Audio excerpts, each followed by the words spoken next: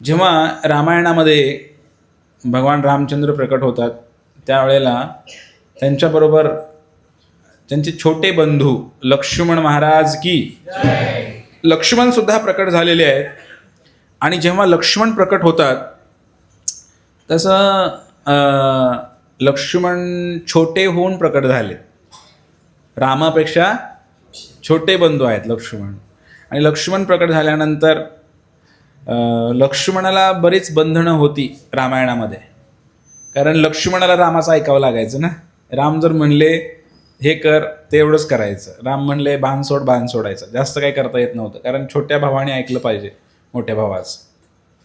म्हणून जेव्हा लक्ष्मणाने विचार केला, जेव्हा कृष्णलीला आली, जेव्हा पुढच्या युगामध्ये मी प्रवेश करेन, जेव्हा प्रभू रामचंद्र अवतार घेतील तेव्हा मी छोटा कधीच बनणार नाही म्हटले ते. मी इथून पुढे छोटं बनायचं.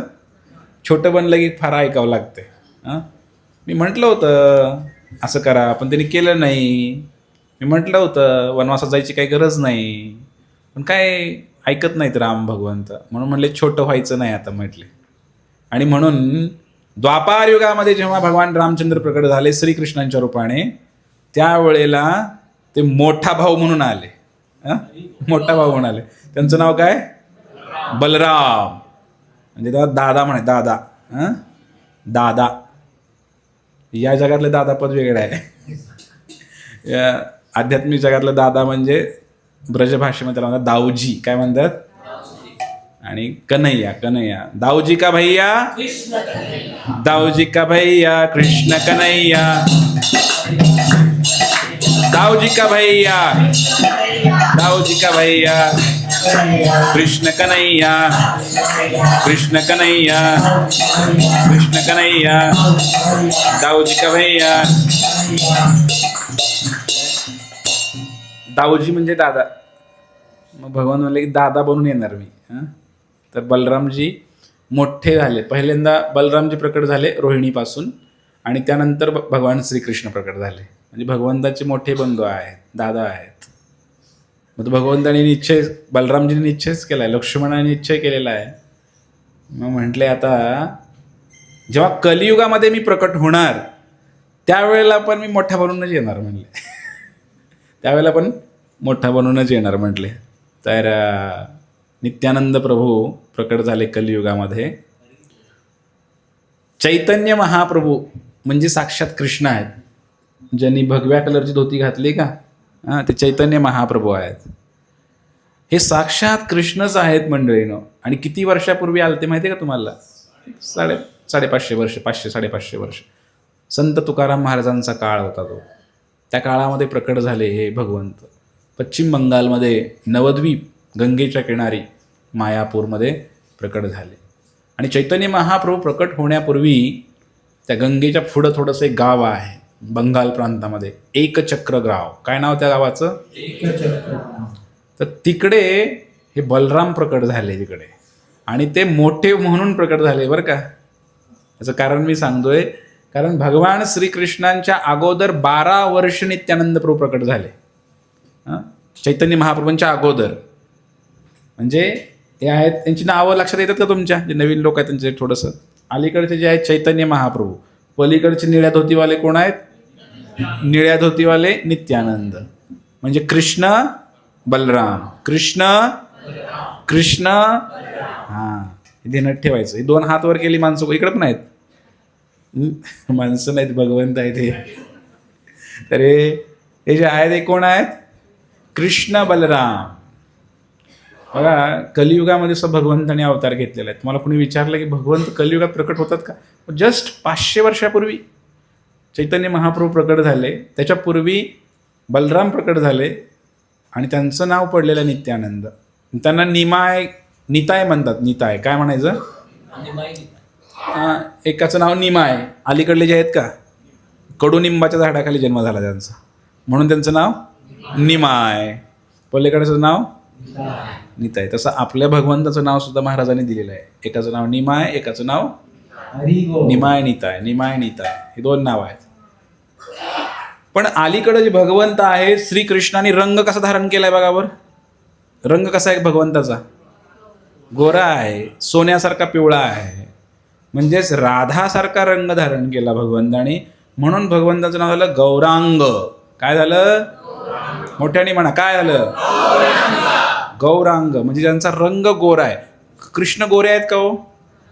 काळे सावळे आहेत कृष्ण, पण रंग गोरा धारण केल्यामुळे त्या श्रीकृष्णांचं नाव काय झालं? काय झालं? गौरांग. म्हणून या कृष्ण नामापेक्षा गौरांग नामाची महिमा शास्त्रामध्ये अजून वर्णन केलेली आहे. कारण राधा कृष्णाचं मिलित स्वरूप आहे. याच्यामध्ये कृष्ण पण आहे आणि राधा पण आहे. यांच्यामध्ये राधाचा रंगभाव आणि श्रीकृष्णांचं श्रीकृष्णच प्रकट झाले राधाचा रंगभाव घेऊन. अशा प्रकारे चैतन्य महाप्रभू प्रकट झाले. आणि आजच्या दिवशी, आज त्रयोदशी आहे, आज नित्यानंद प्रभू म्हणजेच बलरामजी साक्षात प्रकट झालेले आहेत. हरिभाऊ. बलरामजी प्रकट झाले तर नित्यानंद प्रभूंची कथा मी आज तुम्हाला सांगणार आहे, थोडक्यामध्ये सांगणार आहे. नित्यानंद प्रभू प्रकट झाले. बंगालमध्ये एकचक्र नावाचं गाव आहे, आजही आहे एकचक्र धाम. आणि या एकचक्र गावामध्ये एक ब्राह्मण राहायचे. त्यांचं नाव होतं हदाई पंडित. तर हदाई पंडित नावाचे एक ब्राह्मण राहायचे आणि त्यांच्या पत्नीचं नाव होतं पद्मावती. तर हे दोघं हदाई पंडित आणि पद्मावती यांना एक मूल झालं भगवंताच्या कृपेनं, आणि ते म्हणजेच हे नित्यानंद प्रभू होते. आणि त्यांना प्रेमाने ते काय म्हणायचे? निताय म्हणायचे. काय म्हणायचे? निताय. आपणही आपल्या मुलांची नावं ठेवू शकता, निमाय, निताय. नवीन नाव आहेत, मॉडर्न नाव आहेत, निमाय, निताय. तर हे जे निमाय आहेत, निताय आहेत, तर यांचं जेव्हा प्राकट्य झालं तसं हे कोण आहेत? बलरामजी म्हणजे कोण आहेत? अनंतशेष. हे जे ब्रह्मांड आहे, हे ब्रह्मांड यांच्या डोक्यावर सगळं आहे, हे सगळा पसारा. तर हे संकर्षण, त्यांचं एक नाव काय? संकर्षण. तर संकर्षण म्हणजे अनंतशेष यांचं स्वरूप आहे, बलरामजींचं स्वरूप आहे ते. आणि हेच प्रकट झाले कलियुगामध्ये आणि मोठे बंधू म्हणून प्रकट झाले.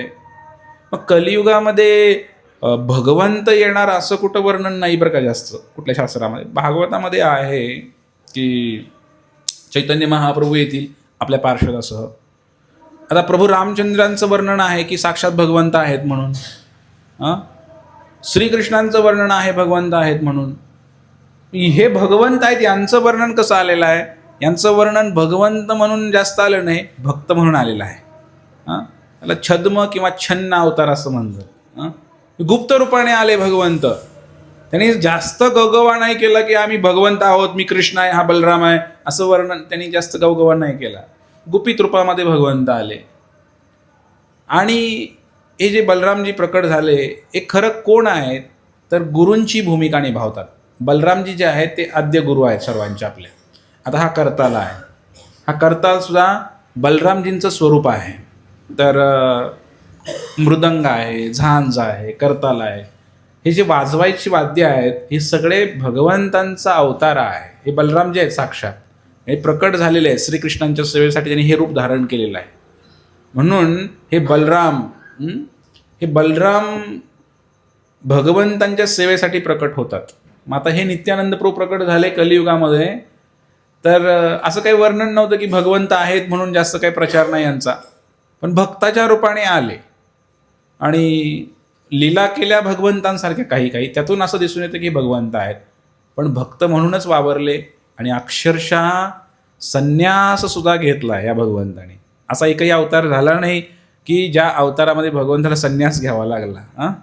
तर त्यामध्ये चैतन्य महाप्रभू असा एक विशेष अवतार की भगवंताने संन्यास धारण केला आणि लोकांना एक वैरागी जीवन कसं जगायचं ते शिकवलं. तर अशा प्रकारे कलियुगामध्ये हे जे दोन प्रकट होतात तर हे फार विशेष आहे. आणि इतके दयाळू आहेत की यांच्या कृपेनं आपण लवकरात लवकर प्रगती करू शकतो अध्यात्मामध्ये आणि भक्ती प्राप्त होऊ शकते आपल्याला. आता भगवंत का प्रकट झाले असतील असा एक विषय मनामध्ये येतो की प्रभू रामचंद्र आले, कृष्ण आले, मग आता कलियुगामध्ये शेवटी कल्की अवतार येणारच आहे. आता या भगवंताला याची काय गरज होती? या भगवंताचं प्राकट्य याच्यासाठी झालं की कलियुग घोर आहे. म्हणजे या कलियुगामध्ये आत्ताचे चालू आहे सध्या हे आहे साधारणपणे 500 वर्ष झाले. मग आता अजून 9,500 वर्ष, म्हणजे टोटल 10,000 वर्ष, त्यातले फक्त 500 वर्ष गेलेली आहेत. आणि आपण बघताय कलियुग किती घोर प्रमाणामध्ये वाढत चाललेलं आहे. आपण आता साधारणपणे मागं जाऊया, 15 ते 20 वर्ष जावं पाठीमागं. त्याच्या तुलनेमध्ये आता किती भयानक परिस्थिती आहे समाजामध्ये. जसं मोबाईलचा शोध लागला आणि बऱ्याच गोष्टीचा शोध लागला आणि जीनं एकदम हराम करून ठेवलेलं आहे आपलं सगळं भौतिक प्रगतीनं. आणि लोक आता कसे कुत्र्या मांजरासारखे भांडण करत आहेत देशामध्ये, बरोबर आहे की नाही. युद्ध चालू झालेली आहेत. भयानक परिस्थिती आहे मंडळीनं बाहेर जगामध्ये. भारतामध्ये चांगलं आहे, आपल्याकडे चांगलं आहे. बाहेरच्या देशामध्ये फार बिकट परिस्थिती निर्माण झालेली आहे.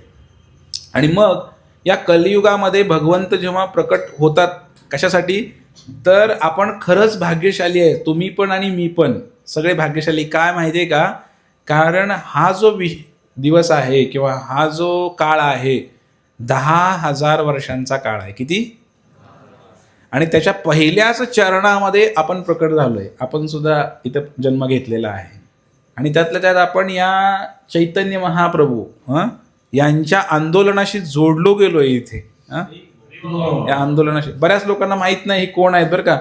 जर तुम्ही शाळेमध्ये गेला, पुस्तकं जनरल नॉलेज वाचलं, तर जसं महाराष्ट्रामध्ये तुकाराम महाराज होऊन गेले, राजस्थानमध्ये मीराबाई होऊन गेली, तसं म्हणे बंगालमध्ये कोण होऊन गेलं, एक संत होऊन गेले म्हणे. एक संत होऊन गेले, त्यांचं नाव काय, चैतन्य महाप्रभू. असं नाही, ते संत नव्हते. ते कोण होते, साक्षात भगवंत होते. हे लोकांना अजूनही माहीत नाही की श्रीकृष्णच प्रकट झाले होते 500 वर्षापूर्वी.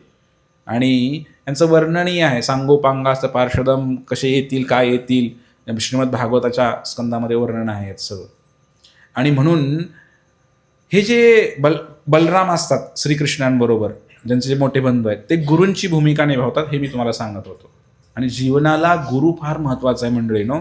आणि बलरामजी जे आहेत ते सगळ्या गुरूंचे गुरु आहेत बलरामजी. त्यामुळे आजचा दिवस वैष्णवांसाठी फार महत्त्वपूर्ण आहे की आजच्या दिवशी आपण त्या गुरूंकडे प्रार्थना करू शकतो. कारण गुरु दयाळू असतात की भगवंत दयाळू असतात, कोण सांगेल मला. गुरु दयाळू आहेत, भगवंतापेक्षा दयाळू असायला पाहिजेत पण गुरु. कारण भगवंतांपर्यंत पोहोचवण्याचा मार्गच गुरु आखून देतात. त्यामुळे गुरुची भूमिका एका साधकाच्या जीवनामध्ये फारच महत्त्वाची आहे. आणि भगवंतांकडे गुरुशिवाय जाता येत नाही. त्यामुळे गुरूंना फार महत्त्व आहे. आणि त्या गुरूंच्या गुरूंच्या गुरूंच्या गुरूंच्या गुरूंची जर वर करत गेला तर आद्य गुरु त्या बलरामजींना म्हटलेला आहे. आणि तेच बलरामजी जर कलियुगामध्ये प्रकट होत असतील तर मग काय, या कलियुगामध्ये बलरामजी प्रकट झालेत इतके दयाळू. अक्रोध परमानंद नित्यानंद, आपण गाणं गायलं की नाही आता सुरुवातीला. त्यांना रागच येत नाही. रामायणामध्ये जेव्हा लक्ष्मण येतात, प्रसिद्ध आहेत. कशासाठी प्रसिद्ध आहेत, रागवण्यासाठी प्रसिद्ध आहेत. थोडंफार काय झालं की लक्ष्मणाला राग येतो, लगेच तलवार काढली, लक्ष्मण बाण लावला लगेच. इतके रागवतात लक्ष्मणजी. आणि तेच बलरामजी म्हणून येतात. बलरामजी पण फार रागीट आहेत आणि थोडेसे हटके आहेत बलरामजी. लक्ष्मणा एवढे जरी रागीट नसले तरी द्वापारयुगामध्ये बलराम जेव्हा आले श्रीकृष्णाचा भाऊ म्हणून, त्यावेळेला बलरामजींनी काही चुका केल्या म्हणू शकता श्रीकृष्णांच्या दृष्टिकोनातून. काय केलं, महाभारताचं युद्ध सुरू झालं. महाभारताचं युद्ध सुरू झाल्यानंतर बलरामजींनी त्यामध्ये भाग घेतला नाही. बलरामजी गेले फिरायला, तीर्थयात्रा करू म्हणले. हिमालयापासून कन्याकुमारीपर्यंत पंढरपूरला येऊन गेले. पंढरपुरामध्ये एक खूण आहे बलरामजी आलेची, संकर्षण कुंड म्हणून आहे. उद्धव घाटाजवळ कुठतरी आहे, संकर्षण कुंड म्हणतो. बलरामजी फिरत होते महाभारताच्या काळामध्ये. आणि महाभारत संपता दुर्योधन राहिला होता मरायचा, तेव्हा आले तिकडे आणि मध्येच सल्ला द्यायला लागलेत. काय सल्ला दिला, तुम्ही दुर्योधनाला चुकीच्या पद्धतीने मारत आहे, इथं गदा मारू नका मांडीवरती वगैरे वगैरे सांगायला लागले ते. भगवंतानी त्यांना चांगलं समजावून सांगितलं बलरामजींना. म्हणले आता तरी तीर्थयात्रा करून आलाय, थोडा आराम करा म्हणले, कशाला मध्ये पडताय आमच्या. तुम्हाला आधी काय झालं ते माहीत नाही, इथं गेला फिरायला तुम्ही. कारण बलरामजींचं विशेष कारण पण आहे, बलरामजी का नव्हते महाभारतामध्ये. आणि जेव्हा बलरामजींनी अजून एक गोष्ट केली, ते माहिती आहे तुम्हाला, दुर्योधनाला सुभद्रा जी आहे तिचं लग्न दुर्योधनाच्या मुलाचे काहीतरी ठरवलं होतं त्यांनी, सुभद्रेचं लग्न काय असं काहीतरी आहे. आणि बऱ्याच गोष्टी केल्या. बलरामजींना काही गोष्टी पटत नव्हत्या श्रीकृष्णांच्या, तर लहानपणापासून पण पटत नव्हतं त्यांचं बऱ्याच गोष्टीमध्ये.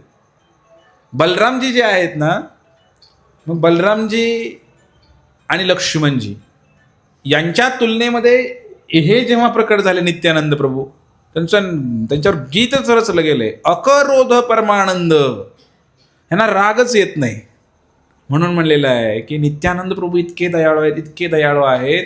त्या गीतामध्ये पुढं अजून काय म्हटलेलं आहे,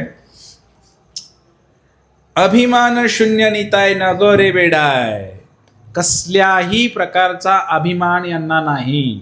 लक्ष्मणाचा अभिमान लगेच जागृत होतो, बलरामाचा अभिमान लगेच जागृत होतो, थोडं कुणी काय म्हटलं की. पण नित्यानंद प्रभू जे आहेत यांचा अभिमान कधीही जागृत होत नाही, अतिशय नम्र आहेत. अधम पतित जीवे रे द्वारे द्वारे गिया, प्रत्येक दारामध्ये जायचं आणि काय म्हणायचं, देव घ्या कुणी, देव घ्या. सगळ्यांना घरोघरी जाऊन म्हणायचे, बोलो कृष्ण भजो कृष्ण कहो कृष्ण शिक्षा. ते म्हणायचे, अरे कृष्ण म्हणा, कृष्ण म्हणा, बोलो कृष्ण भजो कृष्ण, त्या कृष्णाची उपासना करा आणि ही शिक्षा ग्रहण करा. अशी भीक मागायचे, प्रत्येक घरी जाऊन भीक मागायचे. कशाची? भगवंताचं नाव घ्या म्हणून भीक मागायचे नित्यानंद प्रभू. साक्षात बलरामजी आहेत, एवढे रागीट आहेत, एवढे अभिमानी आहेत लक्ष्मणजी आहेत. पण कलियुगामध्ये जेव्हा ते प्रकट होतात तेव्हा ते फार नम्र होतात, असं त्या गीतामध्ये म्हटलेलं आहे. आणि पुढं म्हटलेलं आहे, हरिनाम महामंत्र दिछे न बिलाइया, हरे कृष्ण महामंत्र दिला. नित्यानंद प्रभूंनी कोणता मंत्र सांगितला? हरे कृष्ण कृष्ण कृष्ण हरे हरे. चार देखे तारे कहे दंते तृणाधरी. दातामध्ये गवत धरायचं. दातामध्ये गवत धरणं म्हणजे काय? दातामध्ये गवत धरणं म्हणजे गवताच्या पात्यावर पाय ठेवला आपण असा, आणि पाय काढला काय होतं? आयाचं उभं राहतं परत गवत. म्हणजे त्याला कुठला अभिमान, कुणी तोडवा मला. तसं नित्यानंद प्रभू दातामध्ये गवत धरायचे आणि प्रत्येकाच्या घरापुढे जायचे आणि काय म्हणायचे, हरे कृष्ण म्हणा, हरे कृष्ण म्हणा, हरे कृष्ण म्हणा. एक संताची भूमिका ते निभावत आहेत. आणि गौरहरी म्हणा. काय म्हणा? गौरहरी.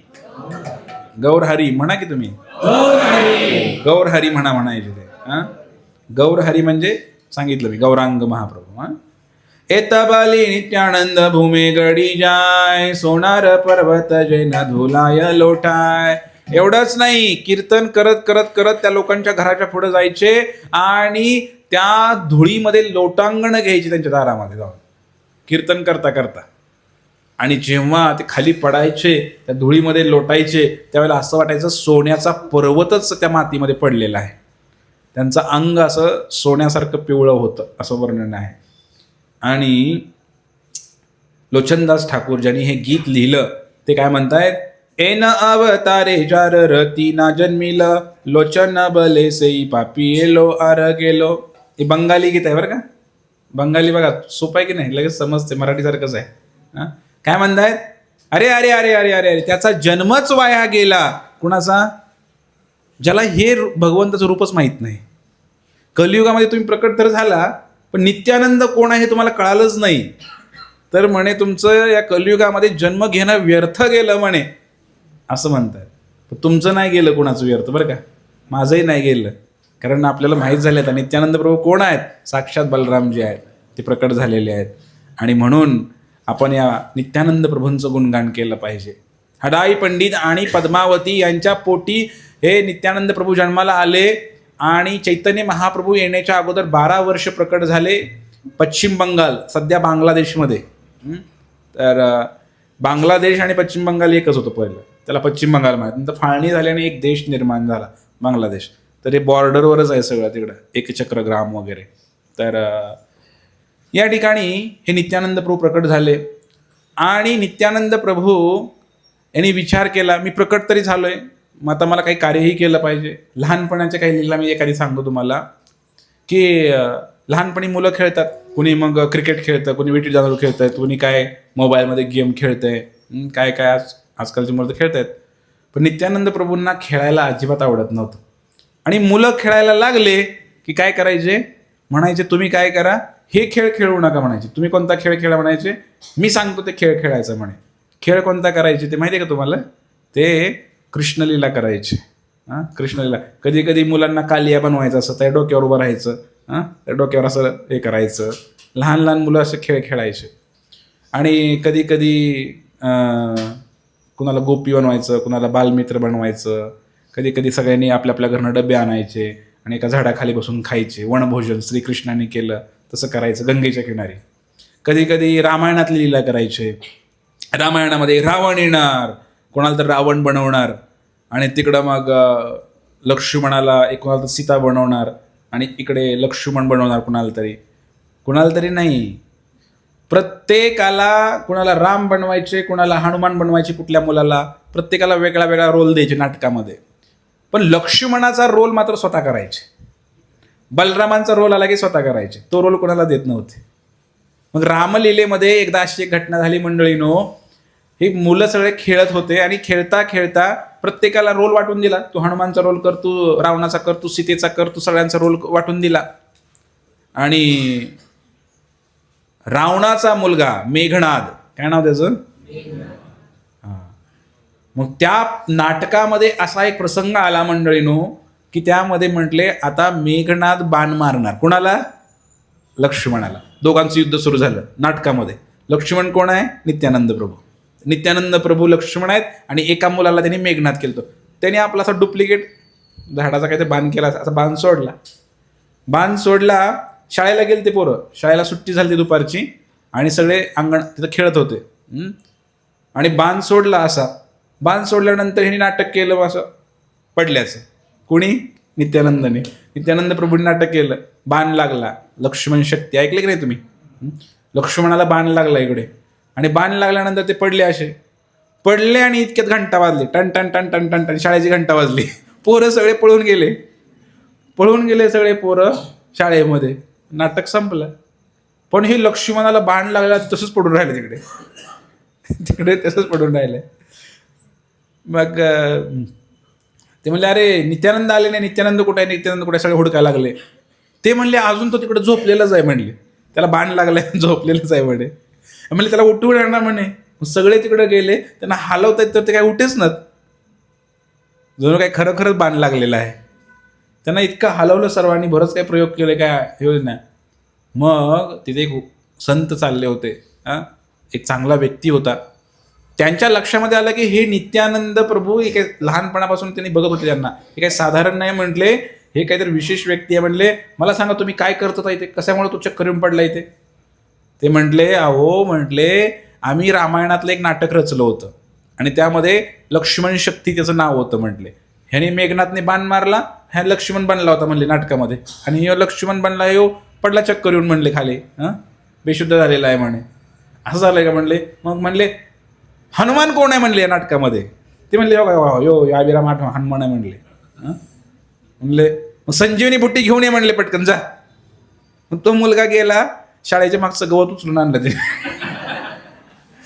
गवत उचलून आणलं आणि नित्यानंद प्रभूच्या नाका ते तिथं असं काहीतरी केलं तरी डॉक्टर आले, वैद्य आलेला एक, ते गवत संजीवनी बुटी आणली, त्यांना कशी तरी पाजली आणि तेव्हा मग ते नित्यानंद प्रभू जिवंत झाले. असे नाटकामध्ये सुद्धा ते घुसले होते, इतकं घुसले होते की लक्ष्मणाचा त्यांच्यामध्ये अवतार धारण झाला. त्यांनी लक्ष्मणाचं रूप त्यांना आठवलं. तर अशी जिवंत नाटकं करायची ते. तर अशा प्रकारे फार सुंदर सुंदर लीला करत होते नित्यानंद प्रभू. पण एकदा त्यांच्या मनामध्ये आलं की आपण कशासाठी प्रकट झालो ते काम केलं पाहिजे. घरोघरी जाऊन आपण या भारतामध्ये तरी कमीत कमी आपण काय करायचं आहे, या हरे कृष्ण मंत्राचा प्रचार करायचा आहे. मग त्यांनी योगमायेद्वारे अशी योजना केली. त्यांच्या घरी एक साधू आला, भिक्षाम देई. एक साधू आला आणि भिक्षा मागायला लागला. भिक्षा दिली त्यांनी. नंतर तो साधू काही दिवस राहिला असंही वर्णन आहे त्यांच्या घरी. आणि मग साधूंची सेवा केल्यानंतर जाताना काही दिवसानंतर त्यांनी विचारलं, महाराज आपण प्रसन्न आहात का आमच्यावरती, आम्ही केलेली सेवा जी आहे. ते म्हणले प्रसन्न आहे. अजून तुम्हाला काय दक्षिणा हवी आहे का आमच्याकडनं म्हटले. ते म्हणले हवी आहे, पण देणार का म्हणे मी मागितलं तर? हां, मग असं म्हणल्यानंतर म्हणले ना हां देणार म्हणे. पूर्वीचे जे लोक होते ते काय करायचे, हे साधू संतांनी काही जरी मागितलं तरी द्यायचे ते. या संतांनी काय केलं, बरेच दिवस राहिलेले संत जाताना म्हटले मला तुमचा मुलगा हवा आहे म्हटले. हा जो नित्यानंद आहे हा मुलगाच हवा आहे म्हटलं. आता मात्र त्यांना टेन्शन आलं जाम. आपला मुलगा द्यायला कुठे तयार होत नाही. मुलगा द्यायचं म्हणजे फार मोठं हृदय लागतंय हो. हे पद्मावती आणि हाडाई पंडित दोघंही नवरा बायको सन्न झाले एकदम. मग ते संत म्हणले मग काय आता तर तुम्ही देतो म्हटलं होतं मला ना, आता काय नाही म्हणणार का संतांना? तुम्ही मला आधी बोललाय मुलगा देणार म्हणून.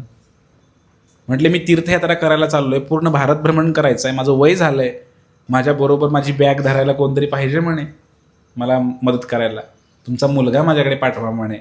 असं म्हटल्यानंतर अतिशय जड अंतकरणानं इच्छा नसताना सुद्धा या नित्यानंद प्रभूंना देऊन टाकलं त्यांनी त्या संतांना. अरे बाबा, भगवंताला तेच पाहिजे होतं, काहीतरी कारण काढून मला घरातनं बाहेर पडायचं आहे, तीर्थयात्रा करायची आहे. आणि मग हे नित्यानंद प्रभू तीर्थयात्रा करत करत वृंदावन, जगन्नाथपुरी हे सगळं करत करत करत दक्षिण भारतही केलं त्यांनी सगळं. रामेश्वर, कन्याकुमारी या भागामध्ये सुद्धा असाच भाग करून हे नित्यानंद प्रभू जाताना पंढरपूरला सुद्धा आले होते. म्हणजे लक्ष्मण महाराज सुद्धा पंढरपूरला आले होते रामायणामध्ये. तुमच्या माहितीसाठी प्रभू रामचंद्रांबरोबर नाशिकला जाताना इथूनच भगवंत गेले. लक्ष्मण सुद्धा पंढरपूरला आले होते. त्यानंतर कोल्हापूरलाही आले होते. त्यानंतर कृष्ण लीलेमध्ये बलरामजी ते सुद्धा पंढरपूरला आले होते. आणि त्यानंतर आता द्वापार युगामध्ये नित्यानंद प्रभू ते सुद्धा पंढरपूरला आले होते. आणि दाट शक्यता आहे की याच मार्गाने पंढरपूरला गेले असतील, या मार्गाने आपल्या गावावरनं. प्रभू रामचंद्र गेल्याचाही उल्लेख आहे, चैतन्य महाप्रभू गेल्याचा उल्लेख आहे. आणि अजून काय बलरामची, आता बलरामचं काही माहीत नाही, पण जवळच आहे इथून म्हटल्यानंतर. तर नित्यानंद प्रभू कलियुगामध्ये प्रकट झाले आणि पंढरपूरलाही आले. आणि विशेष पंढरपूर का महत्त्वाचं आहे तर चैतन्य महाप्रभू पंढरपूरला आले. आता आहे ते पंढरपूर रे आयला गौरचंद्र, विठ्ठल ठाकूर देखीला पाहिला आनंद. चैतन्य महाप्रभू पण पंढरपूरला आले आणि नित्यानंद प्रभू सुद्धा पंढरपूरला आले होते. नित्यानंद प्रभू पंढरपूरला आले आणि सगळ्यात विशेष घटना घडली. नित्यानंद प्रभूंची दीक्षा, हरिनाम दीक्षा पंढरपूरमध्ये झाली, चंद्रभागेच्या काठाला. त्यामुळे हे विशेष स्थान आहे पंढरपूर पण आपल्यासाठी, गौडीय भक्तांसाठी. आणि बऱ्याच गोष्टी आपल्याला माहीत नसतात. हे दोघंही पंढरपूरला आले होते. चैतन्य महाप्रभूंचं वर्णन आहे की 9 ते 11 दिवस साधारणपणे पंढरपूरला राहिले. आता नित्यानंद प्रभूंचं असं काही नाही जास्त वर्णन, पण यांचं तरी आहे. तर अशा प्रकारे हे नित्यानंद प्रभू आपल्यासाठी फार महत्त्वाचे आहेत. भक्तीमध्ये जर प्रगती करायची असेल तर नित्यानंद प्रभूंना प्रार्थना केली पाहिजे, कारण ते गुरुतत्व आहे. अलग लक्षात आपल्या सर्वांच्या. आणि म्हणून हे नित्यानंद प्रभू जेव्हा नवद्वीपमध्ये त्या मायापूरमध्ये प्रचार करायचे, अतिशय प्रचार करत असताना त्यांना वाटायचं की आपण आता विचार काय करतो, मोठ्या मोठ्या लोकांना प्रचार करू, जे चांगले चांगले लोक आहेत ना लवकर भक्त बनतील. किंवा गीता द्यायला गेलो आपण काय म्हणतो, वाचणार असेल तर गीता द्या, मांस खाणाऱ्याला गीता देऊ नका, असे आपले काही लोक म्हणत असतात. बघा नित्यानंद प्रभूंनी काय विचार केला, ते म्हटले मग हे कधी सुधारणार, म्हटले ह्यांना कशी कळणार. म्हणून नित्यानंद प्रभू काय करायचे, चांगल्या लोकांना प्रीचिंग करत नव्हते, प्रचार करत नव्हते. समाजामध्ये एकदम खराब लोक, दारू पिणारे, गांजा वडणारे असे कोण लोक आहेत का बघायचे आणि त्यांना जाऊन प्रचार करायचे अतिशय नम्रतेनं. मग त्यांना असंच कळालं की त्यांच्या गावामध्ये एक व्यक्ती आहे शेजारच्या गावामध्ये, आणि ते ब्राह्मण होते. त्यांचं नाव होतं जगदानंद आणि माधवानंद. काय नाव होते? पण ते इतके बिघडले होते की या जगामध्ये कोणतं वाईट काम करायचं त्यांनी सोडलं नव्हतं. आणि त्यामुळं प्रेमानं लोक दारोडे बेवडे दरोडेखोर बनले होते. प्रेमाने लोक त्यांना काय म्हणायची, जाग्या. काय म्हणायचे? एकाला काय म्हणायचे, माग्या. जग्गू मग्गूची ही जोडी होती. हे कोण होते माहिती आहे का? 2 जण. हे रामायणामधले रावण आणि कुंभकर्ण यांना शाप भेटलेला माहिती आहे का तुम्हाला? रावणाला आणि कुंभकर्णाला हे वैकुंठामध्ये द्वारपाल होते आधी. त्यांना 3 जन्म राक्षस बनण्याचा शाप भेटला होता. पहिल्या जन्मामध्ये रावण आणि कुंभकर्ण, दुसऱ्या जन्मामध्ये शिशुपाल आणि दंत नाही, पहिला जन्म तर हिरण्यकश्यपू झाला हो.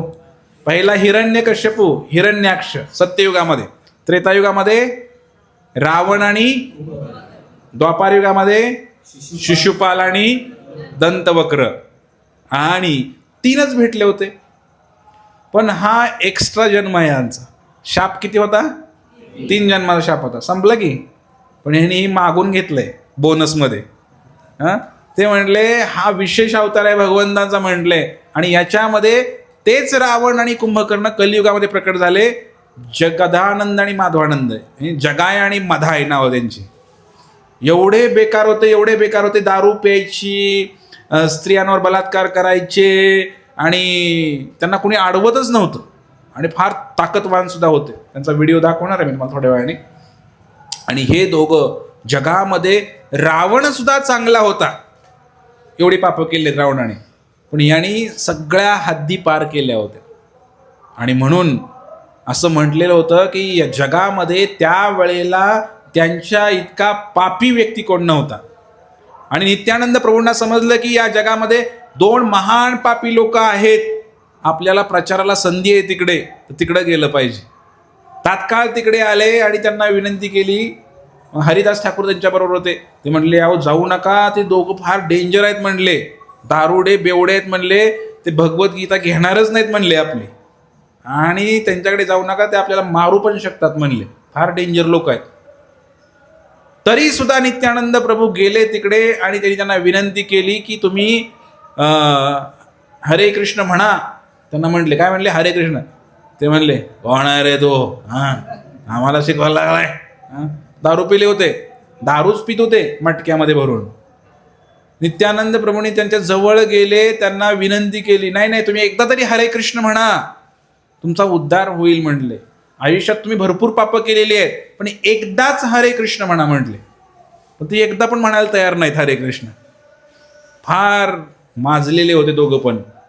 आणि जवळ गेल्यानंतर त्यांनी काय केलं, ती मटकं जे आहे दारूचं भांडं जे आहे भांडं, त्यांनी त्यातला जो जगाय होता त्याने काय केलं, ते भांडं घेतलं आणि फेकून मारलं असं नित्यानंद प्रभूंना. असं फेकून मारलं. ते लागलं त्यांच्या डोक्याला, रक्त यायला लागलं इथून सगळं. असं रक्त यायला लागलं. ते हरिदास ठाकूर पळत पळत गेले, चैतन्य महाप्रभूंना सांगितलं, महाप्रभू महाप्रभू महाप्रभू, अहो म्हणे मोठा अनर्थ झालाय म्हणे. त्या 2 दरोडेखोरापैकी एकाने काय केलेलं आहे, आपल्या नित्यानंद प्रभूंना मारलेलं आहे म्हणे. साक्षात भगवंत आहेत, श्रीकृष्ण आहेत. पळत पळत पळत पळत ते आले आणि तात्काळ त्यांनी सुदर्शन चक्र काढलं. लगेच सुदर्शन चक्र काढले. म्हणले तुम्ही नित्यानंद माझ्या भावाला तुम्ही त्रास देताय म्हणले. सुदर्शन चक्र काढलं, सोडणार इतक्यात नित्यानंद प्रभूंनी पाय धरले त्यांचे. म्हणले महाप्रभू अहो कलियुग आहे, कलियुग चालू आहे म्हटले, तुम्ही रामाच्या युगामध्ये नाही, श्रीकृष्णाच्या युगामध्ये नाही, आपल्याला महाभारत करायचं नाही. कारण तेव्हा रावण एकटाच होता म्हणले मारायला, कुंभकर्ण एकटाच होता म्हणे, बोटावर मोजण्यासारखे राक्षस होते म्हणे. द्वापार युगामध्ये आले, तुम्ही महाभारत केलं, काही राक्षस लोक जेवढे होते तेवढे मारले म्हणे, 60-65 कोटी लोकांना मारलं. पण आता कलियुग आहे म्हणले, तुम्ही विसरला की काय? इथे 1-2 रावण नाहीत म्हणले, प्रत्येकाच्या हृदयात रावण बसलेला आहे म्हणले. किती जणांना मारणार म्हटले तुम्ही?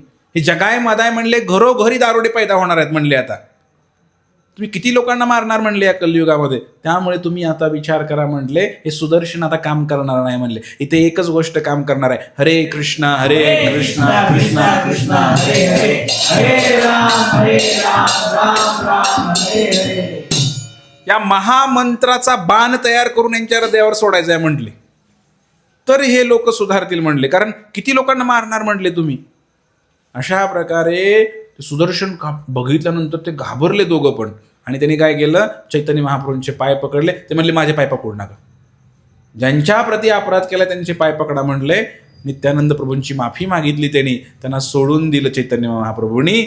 पण काय झालं असंही वर्णन काही ठिकाणी संतांनी केलेलं आहे की ते जगाय आणि मधाय जे आहेत ना, त्यांना आलिंगन पण दिलं चैतन्य महाप्रभू नंतर, असंही म्हणतात. आणि त्यांची सगळी पापं घेतली त्या दोघांची, आणि चैतन्य महाप्रभूंचं गोरं गोरं शरीर काळं निळं पडलं. भगवंतांचं शरीर काळं निळं पडलं त्यांना मिठी मारल्यावर. इतके पापी लोक होते, विचार करा किती पापी असतील हे दोघं. आणि हे जगायमध्ये आहे, भक्त झाले, एवढे मोठे भक्त झाले की दररोज 120 माळांचा जप करायला लागले. ते 16 माळांचा नाही, 120 माळांचा जप करायला लागले. आणि राहायचे कुठं माहित आहे का? घर नाही बांधलं त्यांनी. एक घाट होता, घाट गंगेच्या काठाला.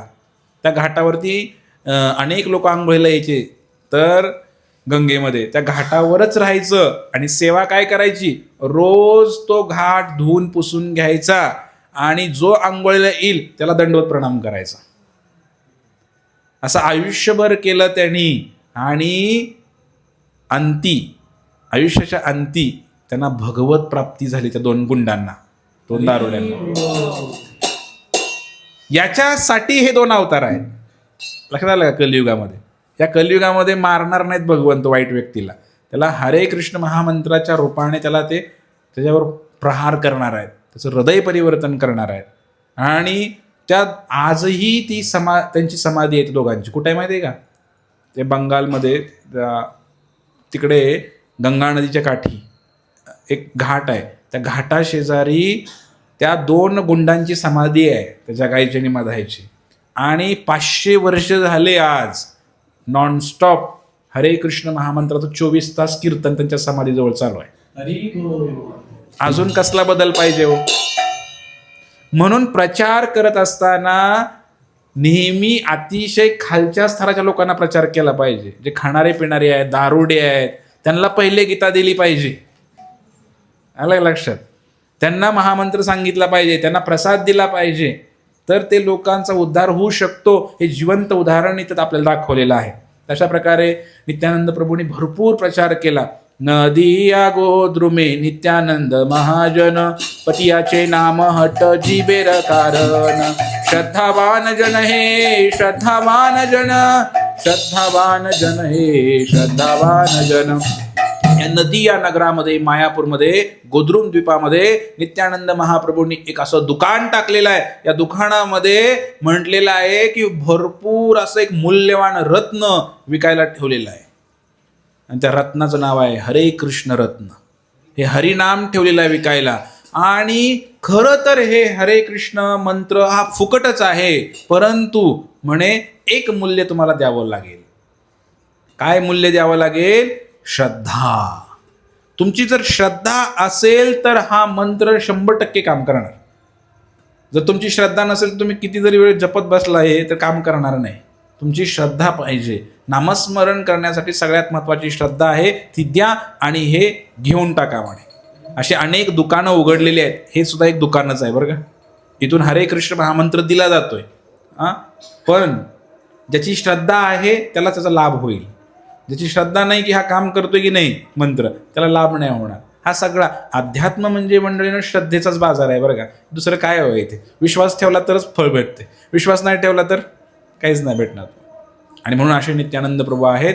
आणि त्यांनी सुंदर असा प्रचार केलेला आहे पूर्ण नगरामध्ये, गावामध्ये, पूर्ण भारतभर भ्रमण केलं चैतन्य महाप्रभूंनी, नित्यानंद प्रभूंनी. आणि या गौडीय परंपरेचा त्यांची एक वेगळी परंपरा आहे, नित्यानंद परंपरा. चैतन्य महाप्रभूंची एक परंपरा, नित्यानंद महाप्रभूंची एक परंपरा. त्यांचं लग्नही झालं. जानवा देवी त्यांच्या पत्नीचं नाव. नित्यानंद प्रभूंच्या पत्नीचं नाव काय?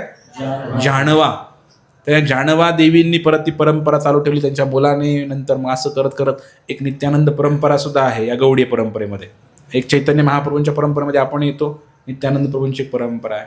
तर आपण फार सौभाग्यशाली आहे की आपण या परंपरेशी जोडलो गेलोय सगळे. कारण इकडे लवकर कृपा होते. सगळ्या परंपरा चांगल्याच आहेत, सगळे मंत्र चांगलेच आहेत, पण इकडे विशेष कलियुगासाठी विशेष योजना बनवलेली आहे भगवंताने. म्हणून या परंपरेमध्ये, या संस्थेमध्ये तुम्ही आलेला आहात, हे फार मोठी आणि भाग्याची गोष्ट आहे. आणि इकडे नित्यानंद प्रभू फार दयाळू आहेत आणि ते फार कृपाळू आहेत, लगेच तुम्हाला स्वीकार करतात. ते तुम्ही जगाय मलासारखं तरी पापी आहे का आपण? नाही, स्वतःच मान्य करते आम्ही नाही पापी. थोडेफार आहे, आम्ही जास्त नाहीये, त्यांच्या इतके नक्कीच नाहीये.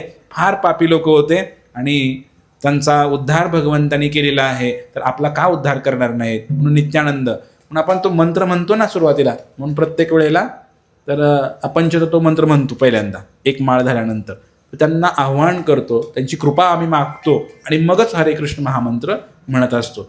तर भरपूर काही लीला आहेत त्यांच्या, पण जास्त मी काही सांगणार नाही. तर आपल्याकडे सुद्धा नित्यानंद प्रभू प्रकट झाले. तर गुरु महाराज पाठीमागच्या वेळेला म्हटलेच होते 1 वर्षापूर्वी की तुम्ही गौर पौर्णिमा साजरी करा. तर गौरनीताई नव्हते आपल्याकडे, तर गौरनीताई आले आणि भगवंताच्या कृपेनं आले, त्यांना काही आणलं नाही. तर अशा प्रकारे आले की मायापूर्ण आलो आम्ही यात्रा करून, येताना आमच्या बरोबरच आले हे. तर त्यांना काय आम्ही आणलं नाही, काही नाही. एका भक्तांनी फोन केला, त्यांना द्यायचं होतं, तर त्यांनी बरोबर मला फोन केला आणि गौरनीताई आले इकडे. तर अतिशय सुंदर त्यांचं रूप आहे, दोन्ही हात वर केलेले आहेत असे. आणि भगवंताचा अवतार कसा रामाचा, धनुष्यबाण घेतलेला. श्रीकृष्णांचा कसा, बासरी घेतलेला. परशुरामाच्या हातात परसा आहे. नरसिंह भगवंत असे आहेत. प्रत्येक भगवंताचा वेगवेगळा अवतार आहे. पण कलियुगामध्ये भगवंताच्या हातामध्ये काही शस्त्र आहे का बघा बरं? काही शस्त्र नाहीये. ते दोन्ही हात वरती केलेत, म्हणजे नाचणारे भगवंत. नाचणारे भगवंत ते काय करतायत? नृत्य करतायत भगवंत कलियुगातले. नाचून नाचून तुम्हाला पण नाचायला लावतायत हरे कृष्ण मंत्राच्या कीर्तनावरती. तर अशा प्रकारे हे भगवंताचं दयाळू रूप आणि येणारे 10,000 वर्ष याला सुवर्णयुग म्हटलेलं आहे. तर याच्यामध्ये हरे कृष्णाचा भरपूर प्रचार होईल. आणि एक दिवस असा येईल, आता ही भांडणं युद्ध चाललेत की नाही, हे सगळे शियापंथी सुन्नीपंथी एकमेकाला मारून खलास करतील आणि जगामध्ये एकच धर्म असेल, हरे कृष्ण धर्म. सध्या आहेच जगामध्ये 200 देशामध्ये जवळपास आपण काम करतोय आणि सगळीकडे हरे कृष्णाचे लोक आहेत. पण आता ही सगळी घाण सगळी आता काही बाहेर काढणार भगवंत काहीतरी युद्ध करून, आणि नंतर मग सगळीकडे केवळ हरे कृष्ण असणार आहे सगळीकडे. त्यामुळे तुम्ही सुद्धा लवकरात लवकर इकडे जॉईन व्हा. कलियुगामध्ये वाचायचं असेल तर हा मार्ग आहे आणि सध्या त्याचे चिन्ह दिसत आहे. सर्वत्र प्रचार होईवे मोर नाम अशी भविष्यवाणीच आहे, ती खरी झालेली आहे अंशता आणि पूर्णता होणारच आहे. आता सगळीकडे ते हरे कृष्णाचं गुणगान गायलं जाईल. तर आपण या ठिकाणी थांबणार आहे. तर आपला एक व्हिडिओ पण बघायचा.